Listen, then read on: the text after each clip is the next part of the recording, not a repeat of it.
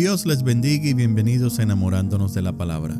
Este es el día 143 de nuestra serie Leyendo la Biblia, Nueva Traducción Viviente en un año. Hoy estaremos leyendo los capítulos 3, 4, 5 y 6 del libro de Esdras. La palabra de Dios se lee en el nombre del Padre, del Hijo y del Espíritu Santo. Amén. Esdras capítulo 3. Reconstrucción del altar. A comienzos del otoño, cuando los israelitas ya se habían establecido en sus ciudades, todo el pueblo se reunió en Jerusalén con un mismo propósito. Entonces Jesúa, hijo de Jehosadac, se unió a sus hermanos sacerdotes y a Zorobabel, hijo de Salatiel, con su familia, para reconstruir el altar de Dios de Israel. Querían sacrificar ofrendas quemadas sobre el altar, según las instrucciones de la ley de Moisés, hombre de Dios. A pesar de que tenían miedo de los lugareños, reconstruyeron el altar en su sitio original. Luego, cada mañana y cada tarde, comenzaron a sacrificar ofrendas quemadas al Señor sobre el altar. Celebraron el Festival de las Enramadas, como está establecido en la ley, y sacrificaron la cantidad específica de ofrendas quemadas para cada día del festival. También ofrecieron las ofrendas quemadas habituales y las ofrendas requeridas para las celebraciones de Luna Nueva y los festivales anuales, tal como lo había establecido el Señor. La gente también entregó ofrendas voluntarias al Señor. 15 días antes de que comenzara el Festival de las Enramadas, los sacerdotes empezaron a sacrificar ofrendas quemadas al Señor. Esto ocurrió aún antes de que comenzaran a echar los cimientos del templo del Señor. El pueblo comienza a reconstruir el templo. Luego el pueblo contrató albañiles y carpinteros y compró troncos de cedro de los habitantes de Tiro y Sidón, a quienes les pagaron con alimentos, vino y aceite de oliva. Transportaron troncos desde las montañas del Líbano hasta Jope, haciéndolos flotar a lo largo de la costa del mar Mediterráneo, ya que el rey Ciro había dado permiso para hacerlo. La construcción del templo de Dios comenzó a mediados de la primavera, en el segundo año después de la llegada a Jerusalén. La fuerza laboral estaba formada por todos los que habían regresado del destierro, entre ellos Zorobabel, hijo de Salatiel, Jesúa, hijo de Josadac, junto con sus hermanos sacerdotes y todos los levitas. Pusieron al frente de la reconstrucción del templo del Señor a los levitas mayores de 20 años de edad. Jesúa, sus hijos y parientes, junto con Cadmiel y sus hijos, todos descendientes de Odavías, supervisaron a los que trabajaban en el templo de Dios. Para esta tarea, contaron con la colaboración de los levitas de la familia de Henadad. Cuando los constructores terminaron los cimientos del templo del Señor, los sacerdotes se pusieron sus mantos y tomaron su lugar para tocar sus trompetas. Luego los levitas descendientes de Asaf hicieron sonar sus címbalos para alabar al Señor, tal como lo había establecido el rey David. Con alabanza y agradecimiento entonaron el siguiente canto al Señor. Él es tan bueno, su fiel amor por Israel permanece para siempre. Luego todo el pueblo dio un fuerte grito alabando al Señor, porque se habían echado los cimientos del templo del Señor. Sin embargo, muchos de los sacerdotes, levitas y otros líderes de edad avanzada que habían visto el primer templo lloraron en alta voz al ver los cimientos del nuevo templo. Los demás, en cambio, gritaban de alegría.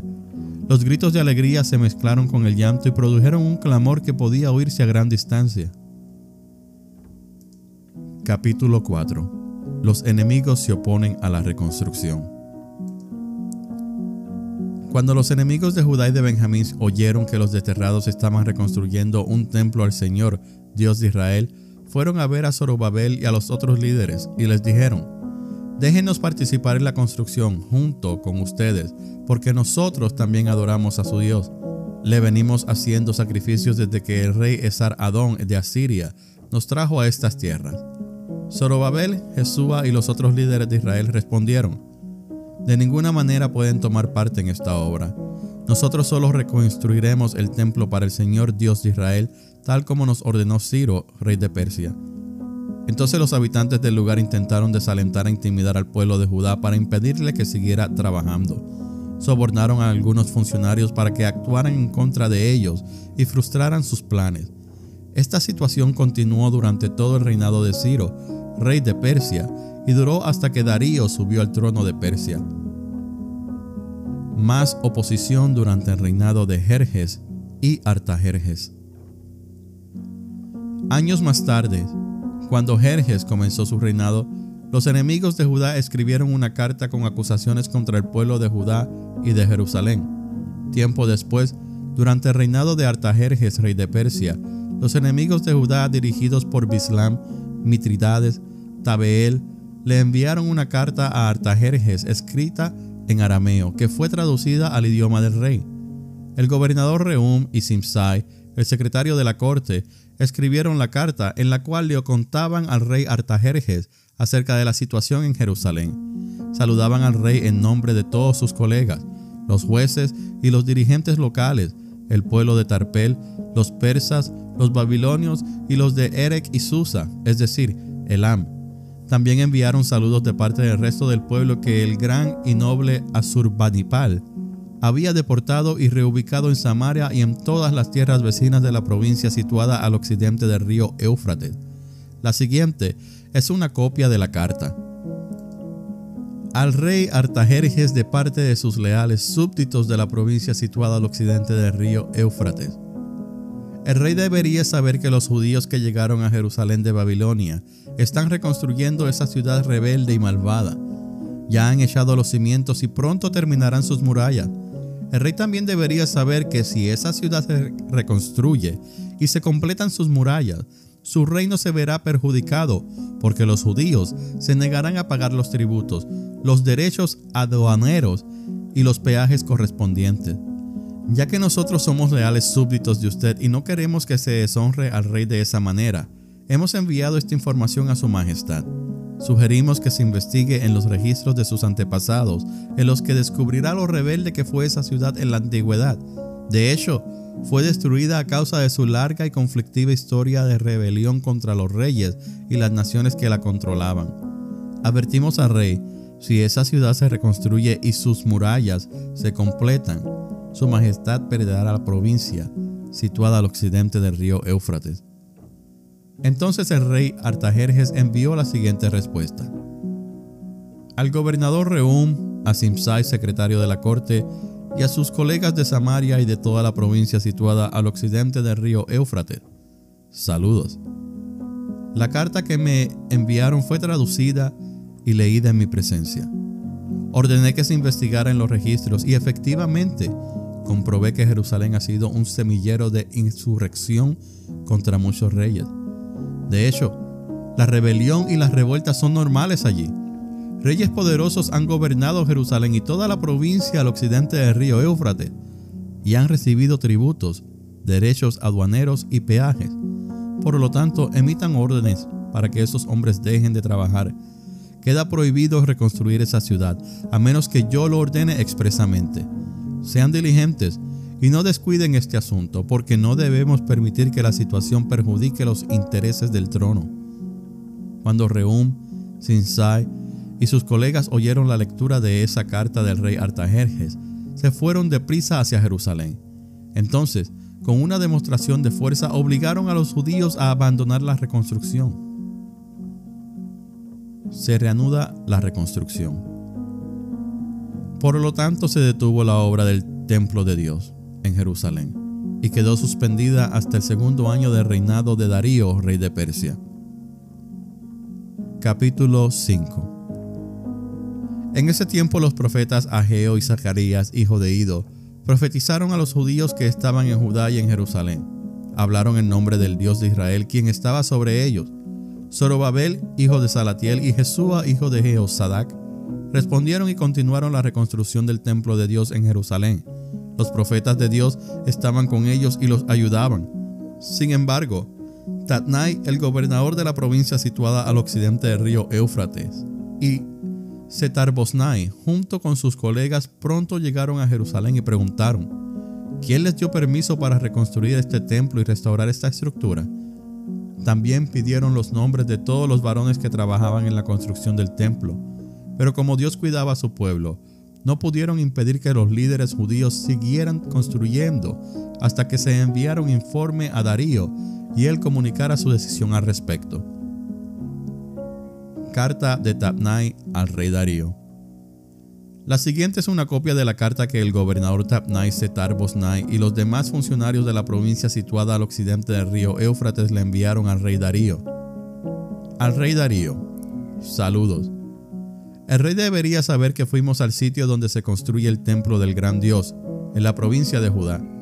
Lo están reconstruyendo con piedras especialmente preparadas y le están colocando madera en las murallas. La obra prosigue con gran energía y éxito. Les preguntamos a los líderes quién les dio permiso para reconstruir este templo y restaurar esta estructura. También exigimos sus nombres para poder comunicarle a usted quiénes eran esos líderes. Ellos dieron la siguiente respuesta. Nosotros somos siervos del Dios del cielo y de la tierra y estamos reconstruyendo el templo que hace muchos años edificó aquí un gran rey de Israel. No obstante, debido a que nuestros antepasados hicieron enojar al Dios del cielo, Él los entregó en manos de Nabucodonosor, rey de Babilonia, quien destruyó el templo y desterró al pueblo a Babilonia. Sin embargo, el rey Ciro de Babilonia, en el primer año de su reinado, emitió un decreto que ordenaba reconstruir el templo de Dios. El rey Ciro devolvió las copas de oro y de plata que Nabucodonosor había tomado del templo de Dios en Jerusalén y había colocado en el templo de Babilonia. Esas copas fueron retiradas de ese templo y entregadas a un hombre llamado Sesbassar, a quien el rey Ciro había designado gobernador de Judá.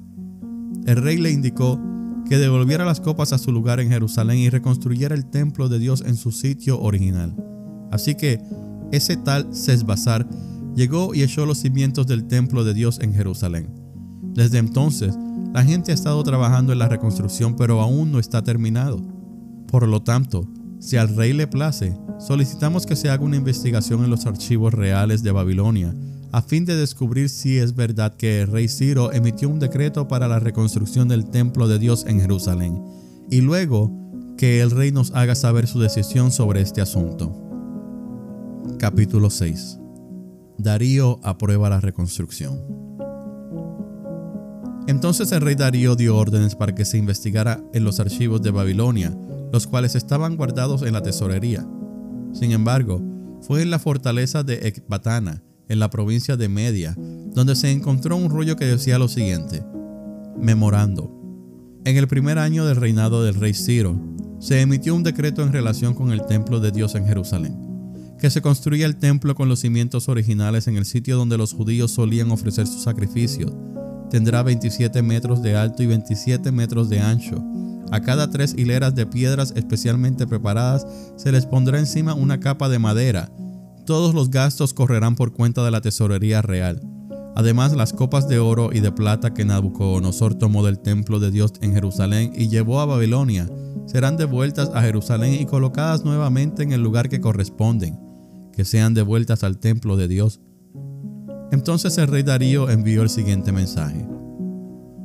Por consiguiente, Tatnai, gobernador de la provincia situada al occidente del río Éufrates, y Setar-Bosnai, junto con sus colegas y otros funcionarios del occidente del río Éufrates, manténganse bien lejos de allí. No estorben la construcción del templo de Dios. Dejen que se reconstruya en su sitio original y no le pongan trabas al trabajo del gobernador de Judá ni al de los ancianos de los judíos. Además, por la presente decreto que ustedes tendrán que ayudar a esos ancianos de los judíos mientras reconstruyan el templo de Dios. Ustedes tienen que pagar el costo total de la obra sin demora, con los impuestos que se recaudan en la provincia situada al occidente del río Éufrates, a fin de que la construcción no se interrumpa. Denle a los sacerdotes de Jerusalén todo lo que necesiten, sean becerros, carneros o corderos, para las ofrendas quemadas que presenten al Dios del cielo, y sin falta provéanles toda la sal y todo el trigo, el vino y el aceite de oliva que requieran para cada día. Entonces ellos podrán ofrecer sacrificios aceptables al Dios del cielo y orar por el bienestar del rey y sus hijos. También declaro que a los que violen de cualquier manera este decreto se les arrancará una viga de su casa. Luego serán atados a esa viga y azotados, y su casa será reducida a un montón de escombros. Que el Dios que eligió la ciudad de Jerusalén como el lugar donde se dé honra a su nombre, destruya a cualquier rey o nación que viole este mandato y destruya este templo.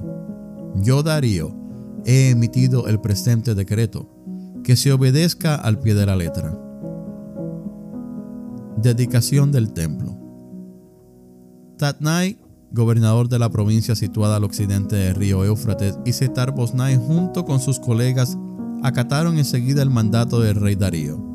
Así que los ancianos de los judíos continuaron la obra y fueron muy animados por la predicación de los profetas Ageo y Zacarías, hijo de Ido. Por fin el templo quedó terminado, como lo había ordenado el Dios de Israel y decretado Ciro, Darío y Artajerjes, rey de Persia. La construcción del templo se completó el 12 de marzo durante el 6º año del reinado de Darío. Luego el pueblo de Israel, los sacerdotes, los levitas y todos los demás que habían regresado del destierro, dedicaron el templo de Dios con gran alegría. Durante la ceremonia de dedicación del templo de Dios, sacrificaron 100 becerros, 200 carneros y 400 corderos. También presentaron 12 chivos como ofrenda por el pecado de las 12 tribus de Israel. Luego los sacerdotes y levitas se agruparon según sus diferentes divisiones para servir en el templo de Dios en Jerusalén, tal como está establecido en el libro de Moisés. Celebración de la Pascua. Los que regresaron del destierro celebraron la Pascua el 21 de abril. Los sacerdotes y los levitas se habían purificado y estaban ceremonialmente puros, así que mataron el cordero de la Pascua para todos los que regresaron del destierro, para sus hermanos sacerdotes y para ellos mismos. El pueblo de Israel que había regresado del destierro comió la cena de Pascua junto con los demás de la tierra que habían dejado sus costumbres inmorales para adorar al Señor, Dios de Israel. Luego celebraron el festival de los panes sin levaduras durante 7 días. Hubo mucha alegría en toda la tierra, porque el Señor había hecho que el rey de Asiria les diera su favor al ayudarlos a reconstruir el templo de Dios, el Dios de Israel. Esta ha sido la lectura del día 143 de nuestra serie Leyendo la Biblia Nueva Traducción Viviente en un año. Gracias por escuchar Enamorándonos de la Palabra. Que Dios les continúe bendiciendo.